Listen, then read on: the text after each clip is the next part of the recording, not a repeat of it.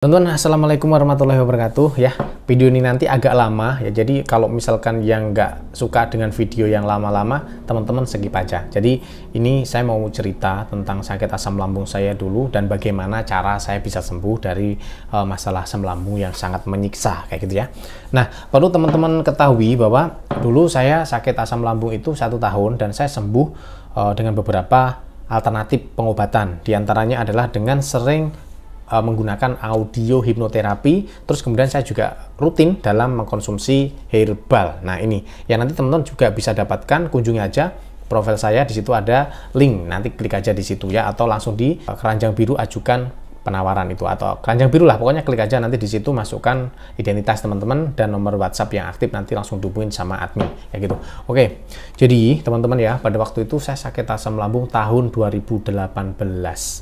Ya, sebenarnya saya tuh memang sudah ngerasa saya ada yang mengarah ke sakit emah. Jadi ketika saya tuh telat makan, perut saya tuh jadi nyeri, ya nyeri. Terus kemudian suka agak-agak kembung kayak gitu ya. Tapi itu tak abaikan, karena saya suka telat makan dulu. Nah itu awalnya di situ. Nah dulu kan saya kan guru ya, saya ngajar pada waktu itu.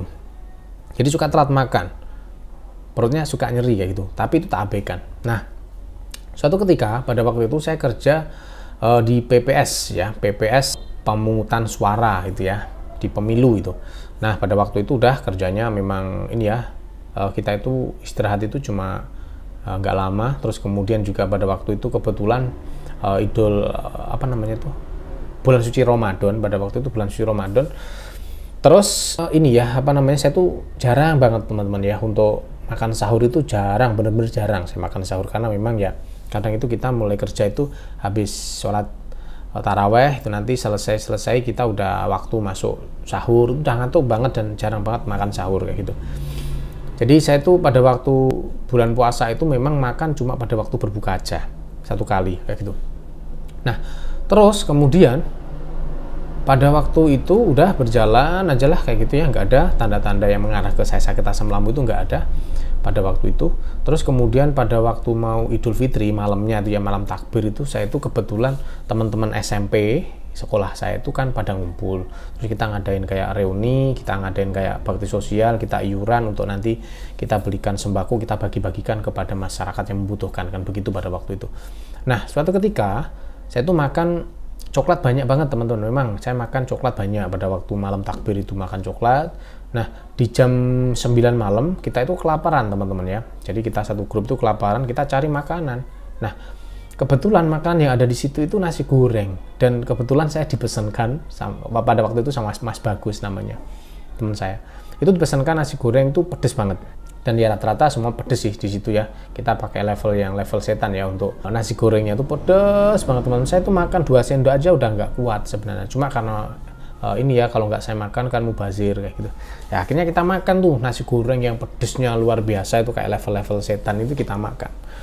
Tak makan sampai itu ya mungkin habis separuh ya, karena memang porsinya itu banyak. Tak makan habis separuh, udah nggak kuat, tak tinggalkan kan makanan itu. Nah akhirnya waktu itu sudah menunjukkan pukul 1 malam, kita akhirnya pulang ke rumah masing-masing ya. Di situ nggak ada keluhan-keluhan yang mengarah ke sakit asam lambung, nggak ada. Nah jadi permasalahannya itu pada waktu saya ini sholat Idul Fitri ya, sholat Id itu ya, sholat Id. Nah pada waktu itu saya tuh udah mulai ngerasain keganjalan nih teman-teman, kejanggalan ini. Pada waktu duduk itu kayak mau pingsan gitu, rasanya tuh les gitu ya. Jadi kayak orang mau pingsan, kayak orang ngantuk gitu rasanya. Tapi tetap saya tuh nggak khawatir pada waktu, nggak khawatir. Saya nggak ada arah sedikit pun kalau saya mau mengalami kejadian yang menakutkan kayak gitu, nggak. Nah akhirnya gitu terus kan, kayak orang mau pingsan gitu, les. Cuma saya udah bertanya-tanya nih, kenapa ya kok nggak biasanya gitu. Nah akhirnya sholat Id berlalu, khotbah sudah berlalu, akhirnya selesai sholat Id. Nah pada waktu saya beranjak dari masjid itu, dari sholat Id, saya berdiri, itu udah mulai kerasa di situ. Saya tuh jantungnya debar-debar banget di situ teman-teman, debar-debar banget jantung saya tuh, debar-debar sambil saya tuh kayak sulit nafas gitu loh, seperti orang tenggelam tuh, mirip. Jadi nafasnya tiba-tiba nafas pendek gitu, terengah-engah nafasnya itu. Nah akhirnya di situ saya sampaikan sama ibu saya, loh Bu kenapa ini, saya kok nggak bisa napas ya, Ibu tetap belum panik ya. Nah akhirnya saya memutuskan pulang pada waktu itu. Jarak antara rumah sama masjid itu sekitar 50 meter, ya sekitar itulah 200 meteran lah. Saya lari teman-teman, saya lari, saking takutnya itu saya lari pengen cepet sampai rumah. Karena saya merasakan kondisi tubuh saya itu aneh, nafas pendek, jantungnya debar-debar banget gitu, padahal nggak lagi ngapa-ngapain. Gitu, akhirnya sampai di rumah, sudah saya bingung, nggak bisa napas saya itu, kayak orang tenggelam, persis seperti orang tenggelam sama pokoknya. Sambil tuh jantung itu udah deg-degan banget gitu. Nah, akhirnya ibu saya kan nyusul tuh. Wah, ibu saya udah teriak-teriak di situ, teriak-teriak minta tolong. Akhirnya orang satu lingkungan saya yang baru pulang dari sholat itu ke rumah saya semuanya, teman-teman. Jadi seperti orang masuk angin tuh ya. Saya tuh mikirnya, aduh, udah ini tewas ini saya, udah meninggal nih. Karena kebetulan beberapa bulan yang lalu teman saya itu juga kena serangan jantung gitu ya. Umurnya ya seusia-usia saya lah. Kena serangan jantung meninggal. Gitu pur, saya udah mikir ke situ, aduh ini mati nih saya, mau mati nih. Ibu saya udah nangis ini. Oh, saya dikerumunin sama lingkungan sekitar saya. Saya tuh nggak bisa napas teman-teman. Nah akhirnya pada waktu itu kan panik luar biasa ya. Nah pada waktu sudah selesai paniknya itu tiba-tiba mulai enakan nih tubuh ini, saya udah mulai bisa napas, udah mulai enakan tapi masih pusing banget. Nah akhirnya saat itu saya hubungin kakak saya itu, saya minta obat, kasih obat. Cuma karena masih belum ngeh ya itu asam lambung ya gitu. Saya makan, saya minum obat tapi langsung tiduran gitu. Habis makan langsung tiduran tapi pusing terus. Nah akhirnya itu sudah berjalan sampai sore, itu nggak sembuh-sembuh saya pada waktu hari H Idul Fitri hari 1 itu nggak sembuh-sembuh. Akhirnya pada waktu itu sore saya memutuskan untuk mandi. Saya putuskan untuk mandi ya teman-teman, mandi. Wah habis mandi tuh kumat lagi teman-teman, kayak gitu lagi, sampai tenggorokan tuh rasanya kering, mengganjal, nggak bisa napas, ya pokoknya kayak gitu. Saya itu dikerumuni sama orang-orang yang silaturahmi ke rumah saya itu, sampai saya itu udah dibimbing ke suruh nyebut itu ya, baca istighfar gitu-gitu. Udah kayak mau meninggal saya itu rasanya. Nah akhirnya pada itu saya minta dirujuk ke UGD, saya masuk ke UGD lah. Sampai saya di opname 4 hari, jadi saya itu lebarannya di rumah sakit pada waktu itu 4 hari saya di situ. Nggak sembuh-sembuh, saya rasain nggak sembuh-sembuh, dan saya itu curiga sakit jantung, curiga sakit ini. Dicek semuanya normal teman-teman. 4 hari berlalu, saya disuruh pulang sama kakak saya yang perawat.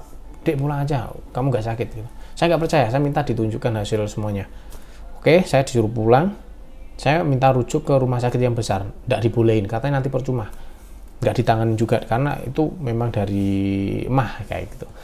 Akhirnya saya pulang di rumah itu sampai 4 bulan itu saya belum mendapatkan pengobatan yang tepat teman-teman ya.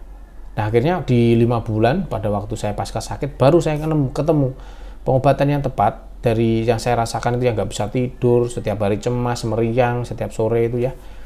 Nah itu memang kayak nggak percaya pada waktu itu ya, bagaimana kok bisa orang sakit gak nyaman seperti ini tubuhnya kok dengan metode audio hipnoterapi gitu. Nah, ternyata bener 5 bulan pasca saya sakit itu ya, jadi satu sakitnya totalnya 1 tahun.